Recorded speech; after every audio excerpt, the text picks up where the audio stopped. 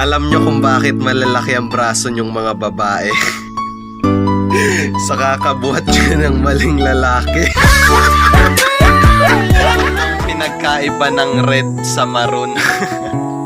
Halika nga dito, kulot. Halika dito at di alam nitong mga matatanda na to ang pinagkaiba ng red sa maroon. Ang red, pula. Ang maroon, Maroon na siyang iba. sa mga utos ng utos dyan. Bakit kayo galit na galit sa mga tamad? Eh wala naman silang ginagawa. Shout out sa lahat ng mga estudyante dyan. Kung isa ka sa mga nagmo-modular, online class, stress na ba kayo? Siyempre sa lahat ng mga teachers dyan, kumusta po kayo? Gusto lang po namin itanong kung normal lang ba yung pinasagot nyo kami ng own opinion. Tapos minalian nyo. Alam mo ba nung bata ka pa, dati hotdog lang yung baon mo. Ngayon, hotdog na yung bumabaon sa'yo. Andito ako ngayon sa bundok. Dumala ako ng sinulid tsaka tingting. Gagawa sana ako ng saranggola, kaso walang plastic. Pwede ka ba? Distance relationship. Yung tipong may gusto ka sa kanya, pero siya malayong magkagusto sa'yo.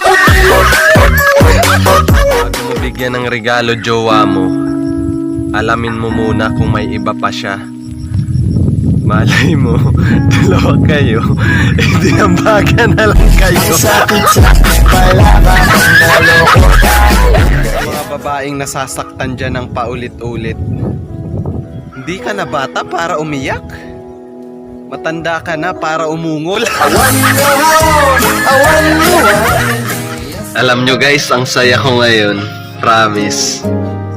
Kasi yung dating nililigawan ko lang, jowa na ng tropa ko. I'm broken, broken again. Hindi nyo ba napapansin na ang hina kumain ng mga babae, pero ang lakas man lalaki? Pasintabi po sa mga misis dyan, huwag po nating ugaliing makipagchismisan sa kalye. Kayo po ang ilaw ng tahanan. Di po kayo street light. Gusto mo mag-flight attendant, pero wala kang magawa kasi nasa noo mo yung airport.